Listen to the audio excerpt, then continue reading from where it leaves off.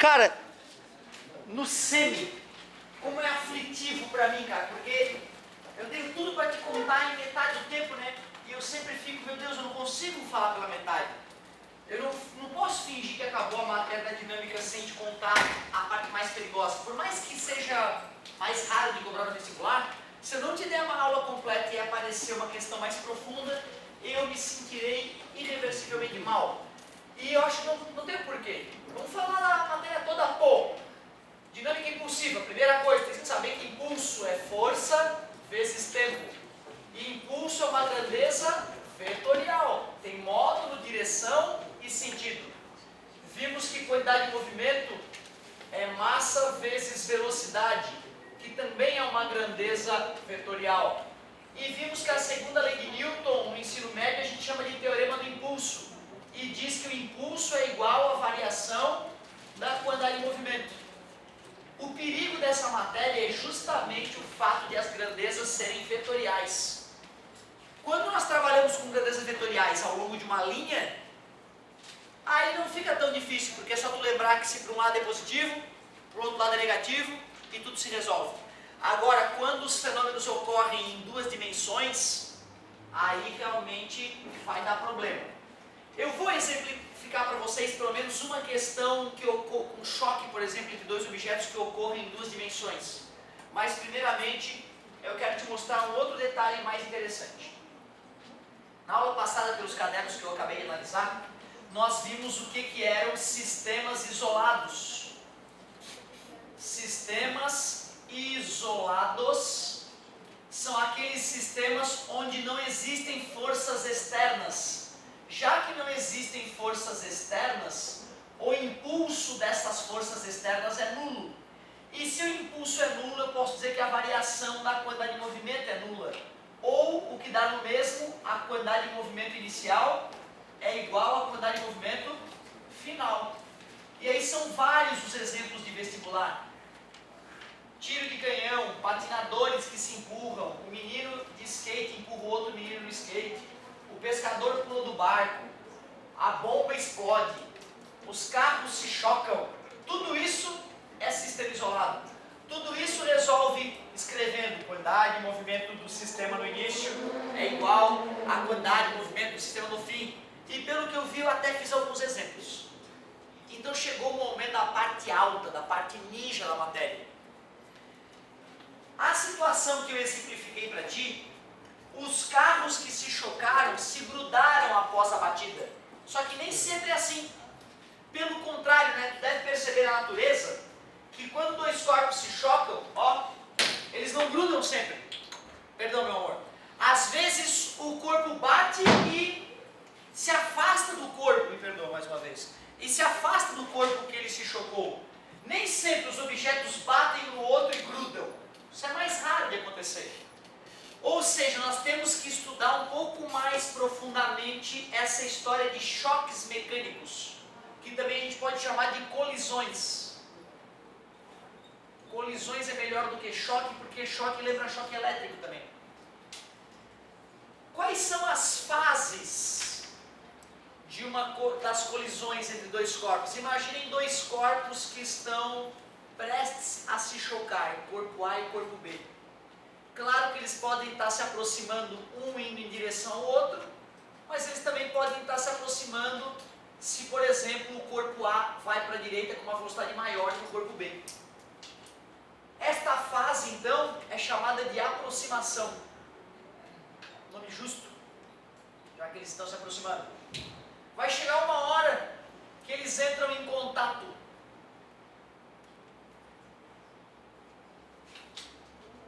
A partir do momento que eles entraram em contato, eles vão começar a se deformar durante o choque. E vai chegar um momento onde eles atingem uma deformação máxima. Depois que eles deformaram ao máximo, eles tendem a voltar à sua forma original. Para depois sim começarem a se afastar após o choque. Cara, se tu vai fazer uma faculdade desse assunto, tu não vai acreditar nos resultados impressionantes que tu vai assistir de choques mecânicos filmados em câmera lenta. A gente não acredita o quantas transformações os corpos passam ao longo dessas fases. Aproximação, contato, deformação, fase da deformação, fase da restituição. Aqui que eu quero me ater, restituição, porque os corpos estão restituindo suas formas. Se for um objeto feito de aço, por exemplo, ele pode deformar permanentemente. Se for uma bola de golfe, por exemplo, ela deforma, mas volta à forma original. Restituição. E ali é a fase do afastamento. Para que eu tenha uma boa noção de como esses objetos se chocaram, como que eles restituíram as suas formas originais, a gente calcula um coeficiente chamado de coeficiente de restituição.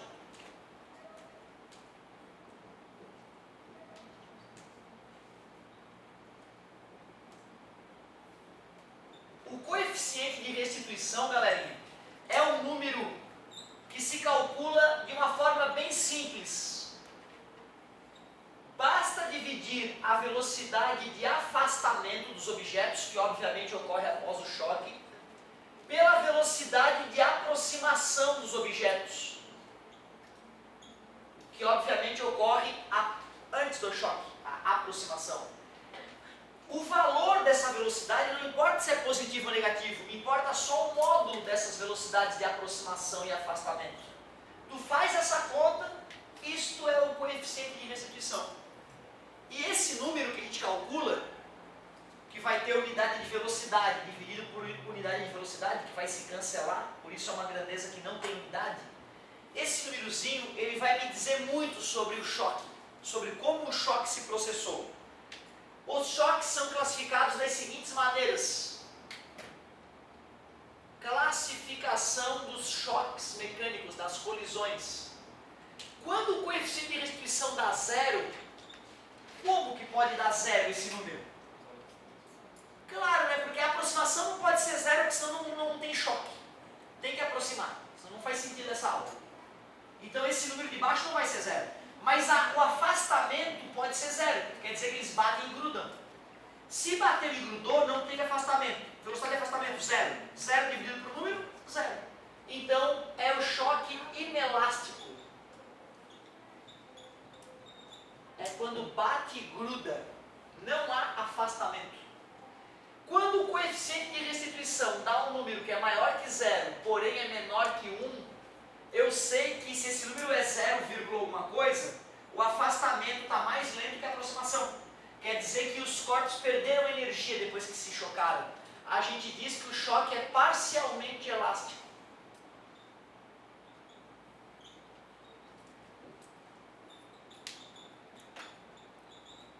Parcialmente elástico. E quando a velocidade de afastamento é igual à velocidade de aproximação, quando essa divisão dá 1, eu chamo o choque de perfeitamente elástico.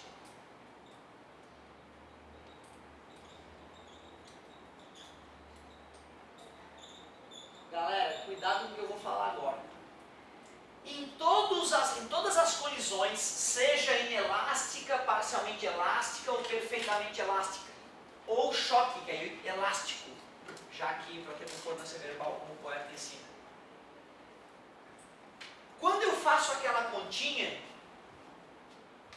eu estou, na verdade, vendo o quanto os corpos que se chocaram são elásticos, o quanto eles se afastam uns dos outros. Vem aquelas bolinhas do Paraguai que quicam, que é uma beleza, tu solta ela de uma certa altura, ela quica no chão e volta quase na tua mão, mesmo sem empurrar ela para baixo, mostrando que ela perdeu muito pouca energia no choque.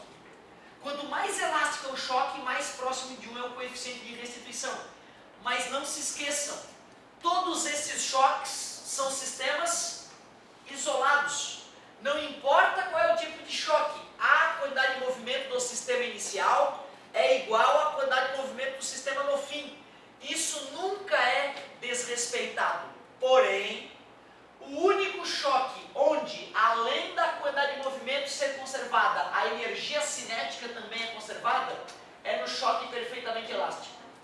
energia cinética antes do choque é igual à energia cinética após o choque. No inelástico e no parcialmente elástico, a energia cinética é parcialmente perdida.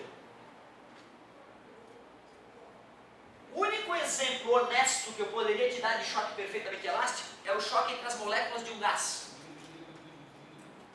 Por exemplo, o choque das moléculas contra a tua pele agora, tu não sente esses choques acontecendo, né? Nem escuta. E as moléculas estão o tempo inteiro em volta da gente, se chocando e continuam com praticamente a mesma velocidade, não perdem energia.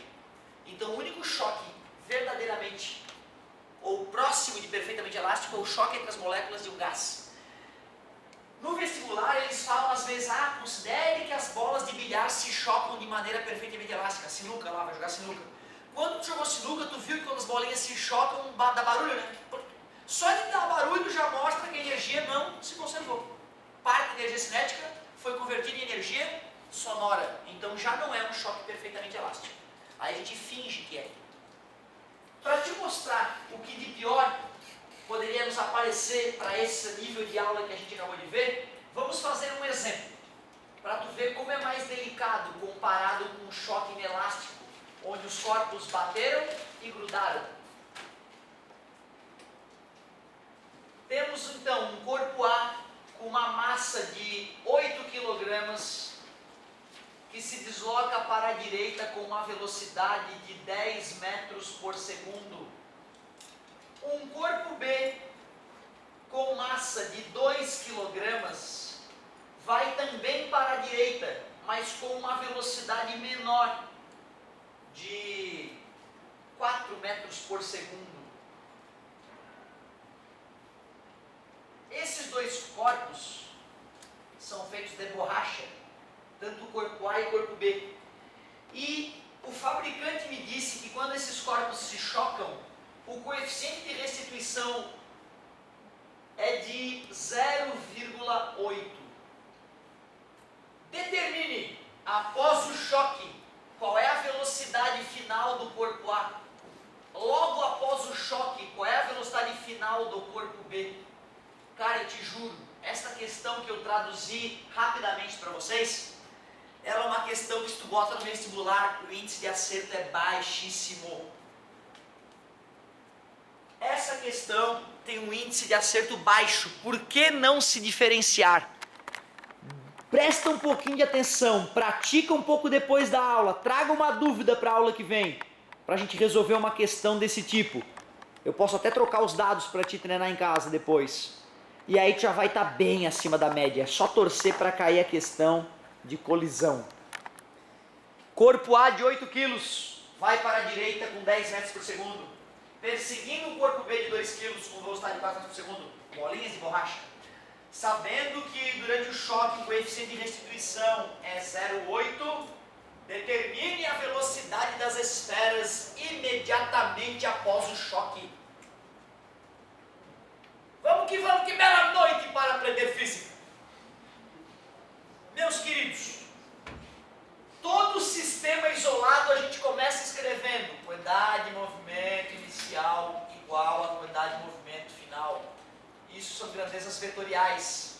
Mas como o fenômeno está ocorrendo ao longo de uma linha, eu vou ignorar o caráter vetorial e vou dizer que para a direita é mais, para a esquerda é menos.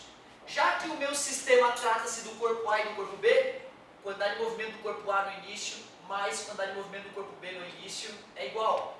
Quantidade de movimento do corpo A no fim mais quantidade de movimento do corpo B no fim. Início, fim. O que é quantidade de movimento? Revisamos no começo da aula. Massa vezes velocidade. Aí aquela parte M vezes V. M vezes V. M. Mas tem que ser organizado, porra. Na vida é assim, cara. Tem que botar nome nas coisas. Se ao assentar as lajotas, as pedrinhas minúsculas de poucas toneladas nas pirâmides do Egito, a galera botava o nome na pedra para caso o assentamento não fosse perfeito, pudessem chamar o responsável. Quem foi que botou essa pedra aqui da torta? Chama o fulano. Se há 5.000 anos eles faziam isso, por que tu não vai botar nome? Corpo A, corpo B. Corpo A, corpo B. Início, fim. Cara, nunca seremos alguém diferenciado sem organização. apresentação. Isso me fazia um mal quando estava no teu lugar. Eu queria que o professor explodisse na hora. Eu odiava botar o nome nas coisas. Mas é obrigatório, meus amigos. Massa do corpo A, 8. Velocidade do corpo A no início do brinquedo, 10. Massa do corpo B, velocidade. Se a velocidade fosse para a esquerda, seria menos 4. E a questão ficaria muito mais complicada, porque muita gente esqueceria do menos. Massa do corpo A após a batida. Se ele não falou de perda, vou deixar 8. Massa do corpo B após a batida. Se ele não falou em perdas, vou deixar 2. 80 mais 8 é igual a 8VA mais 2VB. Eu não vou ficar carregando F. Já está claro que é a velocidade final, já que eu já sei a inicial. 88 é igual a 8VA mais 2VB. Ferrou. Com uma equação e duas incógnitas eu não posso fazer nada. O máximo que eu poderia fazer para essa equação ficar menos indigesta é dividir ambos os lados da equação por 2. E aí eu obteria uma equação mais simpática. 44 é igual a 4VA mais VB. Me arrombei. Não dá para continuar. Se o choque fosse inelástico, se os corpos tivessem batido e grudado, VA e VB seriam iguais. E aí eu poderia chamar de V. 4VA mais V daria 5V. 5 está multiplicando, passa dividindo. Ficaria fácil de matar a questão. 8,8 metros por segundo a velocidade dos corpos. Porém, como o choque é parcialmente elástico, eu não pude fazer nada. Até agora não mudou nada. A aula essa parte da aula já tinha sido dada. Inclusive, acredito eu, com sinal negativo, né? Mais perigoso. A aula de hoje, o que eu te contei de novo, é que existe esse número especial chamado de coeficiente de restituição. Vai ter que ser através desta equação que nós vamos montar a saída do nosso problema, para fazer um sisteminha de equação. Coeficiente de restituição é a velocidade de afastamento, VAF, dividido pela velocidade de aproximação, VAP. A maioria dos meus alunos, eu percebo, tem um bom senso legal para calcular velocidade de aproximação ou de afastamento. Nós sabemos que se os carros se aproximam um de um contra o outro, a aproximação é mais rápida do que se um carro persegue o outro. Por isso que de frente, tu soma as velocidades e se está percorrendo, havendo uma perseguição, um indo para o mesmo lado do outro, tu subtrai as velocidades. É intuitivo. Se está afastando desse jeito, tu soma as velocidades para calcular o afastamento. Se estivesse afastando desse jeito, tu subtrai as velocidades. É intuitivo. Se tu não quiseres usar a intuição, o segredo é, para calcular uma velocidade relativa, tu sempre pega um vetor velocidade e subtrai do outro vetor velocidade. Como o professor sempre subtrai? Tu acabou de falar que às vezes soma, às vezes subtrai. Se os dois vetores apontam para o mesmo lado, eles têm o mesmo sinal. Subtraí-los é subtrair de verdade. Mas se dois vetores têm sinais opostos, ao subtraí-los, menos com menos, dá mais, tu acaba somando. Portanto, ou tu usa o teu bom senso e perceba que na aproximação desse jeito tu soma as velocidades em módulo, na aproximação desse jeito tu subtrai as velocidades em módulo, intuitivo. No afastamento desse jeito tu soma as velocidades em módulo, e no afastamento desse jeito tu subtrai as velocidades em módulo. Ou, se tu quiser ser técnico e não usar o bom senso, calcule fazendo a diferença entre os vetores velocidade. Subtrair vetores que apontam para o mesmo lado é subtrair mesmo. Mas subtrair vetores que apontam para lados opostos é somar. Porque menos com menos dá mais e aí acaba somando os vetores.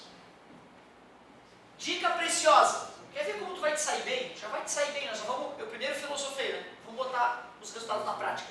Quanto é que vale um UE? 0,8, os corpos feitos de borracha. A aproximação, com que velocidades eles estavam se aproximando? A aproximação nesse caso é de quanto? 6. Porque os dois estão indo para o mesmo lado. 10 menos 4, 6. Ou tu pega o vetor 10 e subtrai o vetor 4, que dá um vetor 6. Sem problema nenhum. Então tu vê, né? Tanto usando o bom senso, quanto usando a técnica de subtrair, vai funcionar. A velocidade de aproximação era 6 metros por segundo. fiz 10 menos 4. Velocidade de aproximação, 6 metros por segundo. Só tem um pequeno detalhe agora, um ponto alto da aula, momento perigoso. Existem duas possibilidades depois do choque. Ou esses corpos após o choque continuam para a esquerda, ou tem a possibilidade do corpo A, depois de bater no corpo B, retornar, né? Existe essa possibilidade. Para que a gente não perca tempo e não fique filosofando para onde os corpos vão após o choque, dica preciosa. Sempre suponha que após os corpos se chocarem, ambos vão para a direita. Sempre suponha isso. Porque caso um dos corpos retorne após a batida, vai aparecer um sinal negativo na velocidade dele. E aí tu sabe o que aconteceu. Porque se tu fica filosofando se ele vai ou se ele vem, tu perde muito tempo e tu pode acabar te complicando no sinal. Então, dica preciosa. Se tu supõe que os corpos ambos vão para a direita após o choque, então eu vou supor que o afastamento é com o corpo B indo mais rápido que o corpo A. Como é que eu calcularia essa velocidade de afastamento? Fazendo VB menos VA. Se tu faz dessa maneira, tu nunca vai precisar ficar filosofando sobre isso, que é a parte perigosa da questão. Acabou. Agora é matemática básica. Está dividindo, passa multiplicando 6 vezes 8. 4.8 então, igual a VB menos VA. Duas equações, duas incógnitas. Isola numa, substitui na outra. Obrigado, parceiro, pela participação. Menos passa mais. 4.8 mais VA é igual a VB. Isolou numa, substituiu na outra. Ficou 44 é igual a 4VA, mais quanto vale o VB? 4.8 mais VA. Mais passar para lá menos 44 menos 4.8 é igual a 4VA mais VA, que é 5VA. Tira 4 dá 40, tira 0,8, 39.2. E o 5 que está multiplicando, passa dividindo. Pronto, descobrimos a velocidade do corpo A. O fato de ter dado um resultado positivo mostra que a nossa suposição de que ele ia para a direita é verdadeira. Se ele tivesse vindo para a esquerda, teria aparecido negativo aqui na resposta. 38 para 5, 30 para 5 é 6, 8 para 5 é 1.6. Então dá 7.6. 7.84, que 1.2 para 5 dá 0.24. Obrigado, amigo. 7.85, 84 metros por segundo é a velocidade do corpo A. Como é que eu descubro a velocidade do corpo B? Só substituir aqui em cima. Ó. Substituiu, eu descubro que a velocidade do corpo B deu 4.8 mais 7.8, 7, 11, 12.64 metros por segundo. Deixa eu ver se faz sentido. O corpo A de massa 8 tinha velocidade 10 metros por segundo, então ele tinha mais massa e mais velocidade, bateu num corpo de 2 kg, velocidade 4. É natural imaginar que o corpo levinho aqui aumente bastante de velocidade, foi de 4 para 12 metros por segundo, e o corpo A reduz de velocidade, mas não tão intensamente, já que a sua inércia é maior, sua massa é maior. Então, de 10 ele foi apenas para 7.84. Então reduziu um pouco de velocidade. Cara, seria interessante para que vocês exercitassem esta ideia, a gente alterar os dados do problema, transformar aquele exemplo num exercício, porque é pouco provável que o nosso material traga um exercício mais apimentado como esse. Então vou transformar em exercício, convidando a vocês para treinar o exercício. Vou trocar o meu coeficiente de restituição para 1, para a gente ver o que acontece. E vou fazer uma coisa curiosa aqui, ó. Vou deixar tanto o corpo A quanto o corpo B com 10 kg, só para a gente ver o que vai acontecer. 10 kg. Vou dizer que o corpo A chegou com uma velocidade de 20 metros por segundo e bateu no corpo B que estava parado. Tu vai ver que legal é o que vai acontecer na resposta. Então, exercício. Fundamental, cara. Mesmo que tu erre, mesmo que tu sofra muito para tentar, seria muito importante que tu arriscasse o exercício usando como guia o exemplo que nós fizemos. Um corpo de 10 kg e velocidade 20 metros por segundo, vai de encontro a um corpo B, também com 10 kg, parado. Sabendo que o choque é perfeitamente elástico, ou seja, que o coeficiente de restituição é 1, calcule a velocidade do corpo A e do corpo B imediatamente após o choque. Seria muito importante tu arriscar essa questão e me cobrar, inclusive, de corrigir lá na próxima aula, para que a gente possa fixar essa matéria. Nesta correria de semi-extensivo, eu tenho que parar um pouquinho essa discussão e ao menos introduzir a próxima discussão.